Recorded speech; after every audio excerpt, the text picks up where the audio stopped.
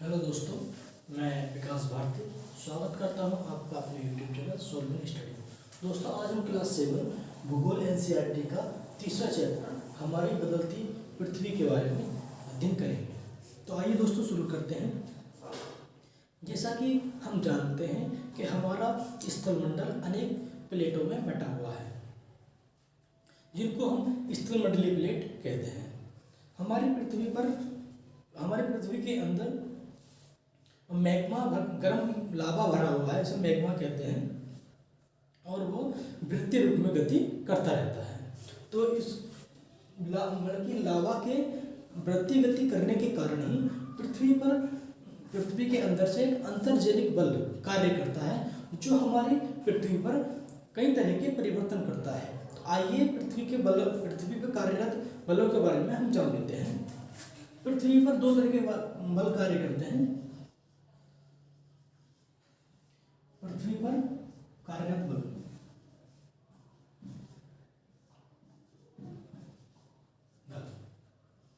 एक होता है हमारा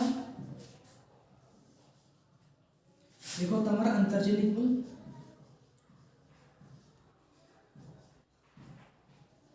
एक बल। एक होता है हमारा बाह्यजनिक बल।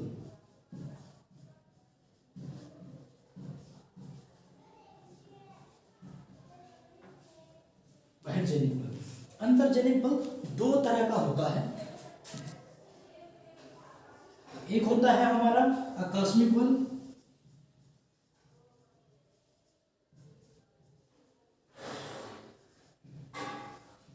एक होता है हमारा आकस्मिक बल, दूसरा होता है हमारा पटल विरूपण बल।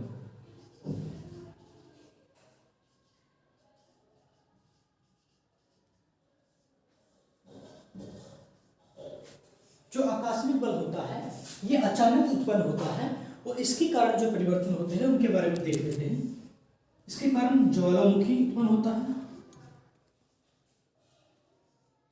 ज्वालामुखी का विस्फोट होता है। दूसरा हम कह सकते हैं कि भूकंप आता है, और तीसरा हम कह सकते हैं कि भूस्खलन होता है। भूस्खलन। और जो पटल विरूपण बल होता है, हम पटल विरूपण बल को पर्वत निर्माणकारी बल भी कहते हैं। पर्वत निर्माणकारी बल,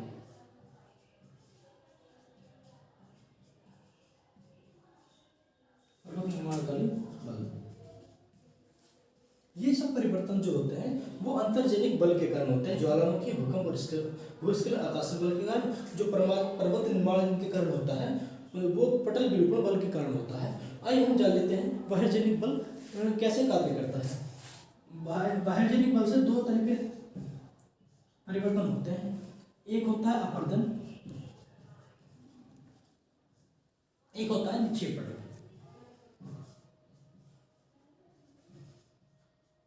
निक्षेपण, अपरदन जो होता है, अपरदन देख लेते हैं।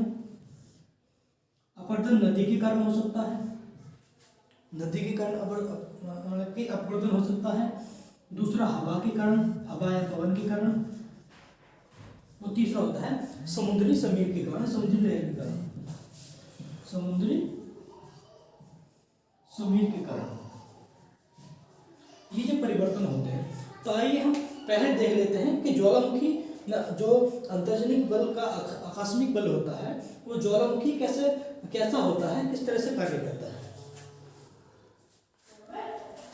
ज्वालामुखी के बारे में हम जान लेते हैं।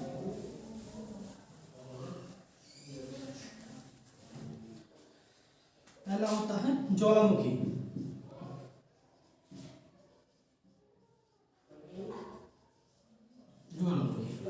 ज्वालामुखी के बारे में एक रफ डायग्राम बनाकर हम जान लेते हैं।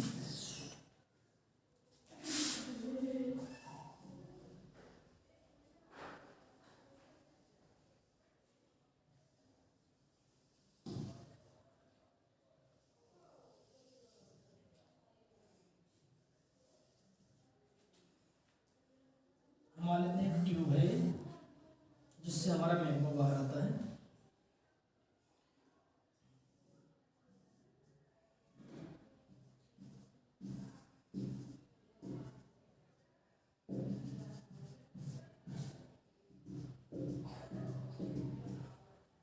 अब ये जो परपटी, इसको जो ऊपरी परत होती है इसे परपटी कहते हैं, और नीचे ये मेंटल परत होती है, हम पहले पढ़ चुके हैं। और ये जो यहाँ से बहुत गर्म हवा निकलती है एवं राख निकलती है। गर्म हवा मान लेते हैं, गर्म हवा निकलती है। उसके बाद ये जो लावा धीरे जो अंदर से निकलता है, ये ठंडा होकर के आग्नेय चट्टान बनाता है, आग्नेय चट्टान बनाता है। हम पहले पढ़ चुके कि आग्नेय चट्टान जो पृथ्वी के अंदर जो लावा होता है वो बाहर पृथ्वी की सतह पर आकर धीरे धीरे ठंडा हो जाता है, जिससे आग्नेय चट्टानों का निर्माण होता है, हम पढ़ चुके हैं। यहाँ पे सब मैग्मा भरा होता है, लावा भरा होता है, हम जानते हैं। ये ट्यूब होती है, नली होती है जो पृथ्वी के अंदर से हमारा लावा बाहर लाती है पृथ्वी की सतह पर। और यहाँ पर जो जब ये पृथ्वी ज्वालामुखी जो होता है वो ठंडा हो जाता है, तो यहाँ पर वर्षा का पानी इकट्ठा हो जाता है। तो वर्षा का पानी इकट्ठे होने के कारण यहाँ पर क्रेटर झील का निर्माण होता है, क्रेटर झील का निर्माण होता है, क्रेटर झील का निर्माण होता है। और इस तरह से एक हमारा ज्वालामुखी कार्य करता है कि जब पृथ्वी के अंदर का लावा अचानक से बाहर आता है, तो बाहर आकर के पृथ्वी की सतह पर एकदम ठंडा हो जाता है। ठंडा होने के कारण आग्नेय चट्टानों का निर्माण करता है। जब ज्वालामुखी विस्फोट होता है तो गर्म हवा एवं राख, इसके साथ राख निकलती है। तो इस तरह से हमारा हमने जाना कि ज्वालामुखी कार्य करता है, इस तरह से ज्वालामुखी विस्फोट होता है। अब हम जान लेते हैं भूकंप के बारे में।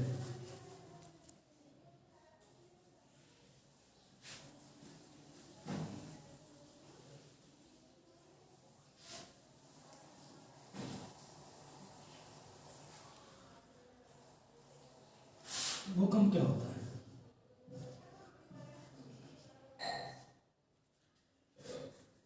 हमने जाना, हम जानते हैं कि जो भूकंप होता है वो पृथ्वी के अंदर स्थित किसी बिंदु से उत्पन्न होता है।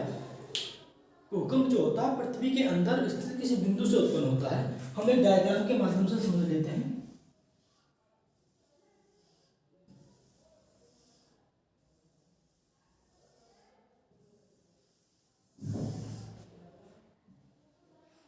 हम मान लेते हैं कि पृथ्वी के अंदर कहीं ये बिंदु स्थित है, यहाँ पर जहां से भूकंप, जिस पृथ्वी के अंदर जिस बिंदु से भूकंप उत्पन्न होता है उसको हम उद्गम स्थल कहते हैं,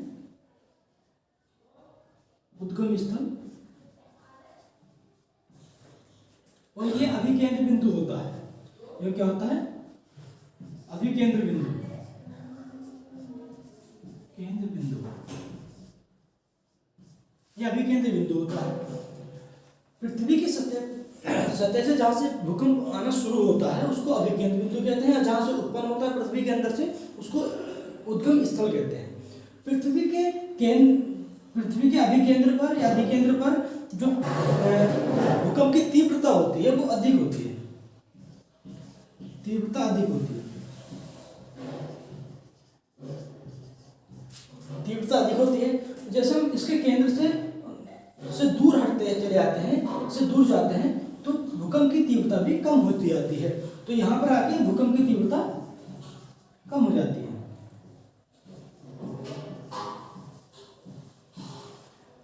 जहाँ पर अधिकेंद्र होता है, अभिकेंद्र होता है, वहाँ पर भूकंप की तीव्रता अधिक होती है। तो भूकंप की तीव्रता अधिक होने के कारण वहाँ पर क्षति भी ज़्यादा होती है। और जैसे हम इसके बिंदु से दूर ले जाते हैं तो तीव्रता कम होने की वजह से क्षति भी कम होती है। जहाँ से जिस पृथ्वी के अंदर जिस बिंदु से भूकंप उत्पन्न होता है उसको उद्गम स्थल कहते हैं। और पृथ्वी की सतह से जहाँ भूकंप आना शुरू होता है उसको हम अधिकेंद्र या अभिकेंद्र कहते हैं। और यहाँ पे तीव्रता अधिक होती है, दूर जाने पर कम होती रहती है।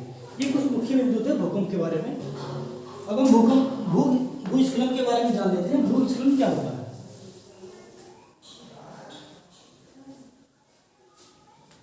भूस्खलन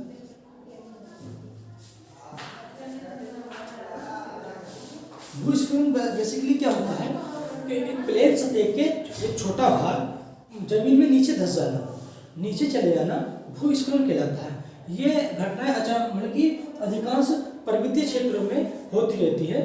तो जैसे अधिक वर्षा होने के कारण भी ये ऐसा हो जाता है कि भूस्खलन का किसी पृथ्वी के सतह का छोटा भाग जमीन में धंस जाना वो भूस्खलन कहलाता है।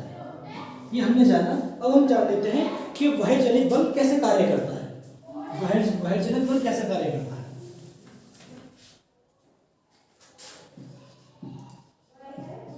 वह्यजनित बल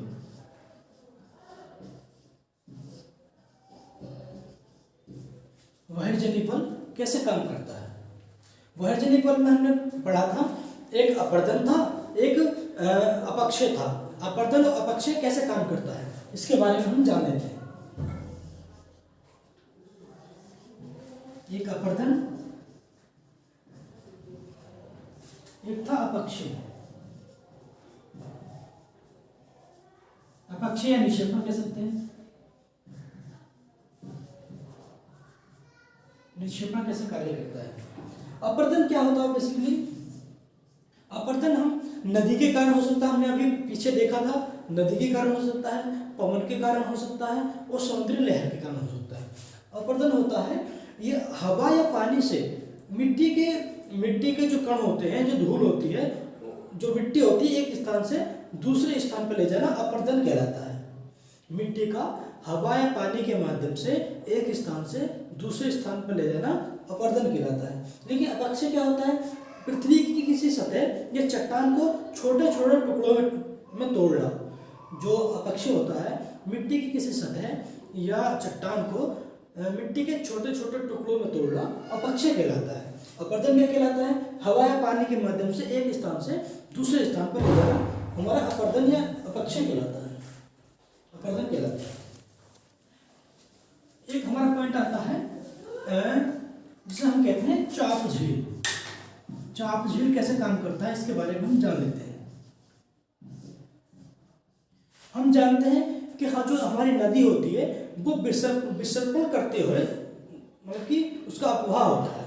विसर्पण कैसे करती है हम जान लेते हैं एक डायग्राम के माध्यम से।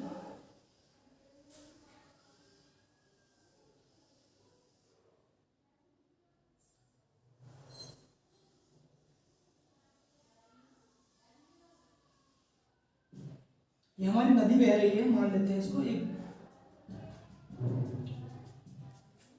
नदी का इस तरह से घूमकर बहना नदी का विसर्पण करना कहलाता है। नदी का घूमकर बहना, आपने कभी नदी देखी होगी तो नदी ऐसे घूमकर बहती है, मैदानी क्षेत्रों में भी कभी सीधी नहीं बहती, तो इसको हम विसर्पण कहते हैं। तो चाप झील का निर्माण कैसे होता है, जब नदी विसर्पण करती है, जैसे हमने यहाँ देखा ये विसर्पण कर रही है, तो कभी कभी नदी ऐसा होता है कि जब ज़्यादा विसर्पण कर लेती है तो उसका छोटा भाग टूट करके इसमें मिल जाता है। वो यहाँ पर आगे ना जा करके वो यहाँ से ही इस वाले नदी में मिल जाती है। तो ये वाला जो हिस्सा होता है वो टूटकर अलग हो जाता है। ये जो हिस्सा होता है वो टूटकर अलग हो जाता है और नदी वैसे ही बहने लगती है। तो नदी के विसर्पण से टूटे हुए भाग का जो अलग हो जाता है उसको हम चाप झील कहते हैं। तो अब भी हमने जाना, जब नदी विसर्पण करती है तो उसका एक छोटा भाग विसर्पण के कारण छोटा भाग टूटकर अलग हो जाता है, जो कि चाप झील का निर्माण करता है। ये होती है चाप झील। अभी हमने इस चैप्टर में कुछ मुख्य बिंदु जाने। जैसा हमने अभी देखा कि पहले हमने स्थलमंडलीय के बारे में जाना। स्थलमंडलीय जो प्लेट होती हैं वो अलग अलग कई सारी होती हैं, और वो जो प्लेट होती है उनको हम स्थलमंडलीय प्लेट कहते हैं। हमने जाना कि पृथ्वी पर दो तरह के बल कार्य करते हैं, एक अंतर्जनिक एक बाह्यजनिक। उनके बारे में जाना। कुछ आकस्मिक होते हैं, कुछ पटल विरूपण बल होते हैं, और हमने बाह्यजनिक में जाना अपर्दन और निक्षेपण या अपक्षय, इसके बारे में जाना। इसके अलावा कुछ हमने जैसे भूकंप बिंदु पढ़ा था, उसमें कुछ तरंगे होती हैं भूकंप में, उनके बारे में भी जान लेते हैं। ये होती पी तरंगे, एस तरंगे और एल तरंगे। एस तरंगे और एल तरंगे।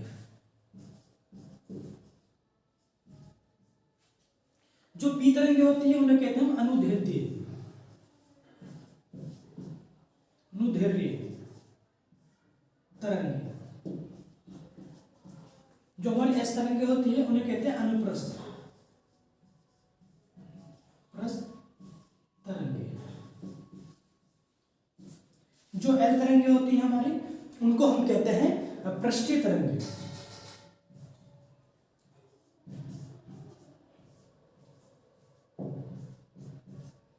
ये कुछ हमारी मुख्य तरंगे थी जो भूकंप के कारण उत्पन्न होती हैं। पी तरंगे अनुदैर्ध्य तरंगे, अनुदैर्ध्य तरंगे, एस तरंगे अनुप्रस्थ तरंगे, अनुप्रस्थ तरंगे, और एल तरंगे पृष्ठीय तरंगे। तो हमने इस चैप्टर में कुछ मुख्य बिंदु के बारे में जाना। मैं आशा करता हूँ कि आप जो इसके मुख्य बिंदु थे वो समझ गए होंगे। आइए हम नेक्स्ट चैप्टर पर चलते हैं।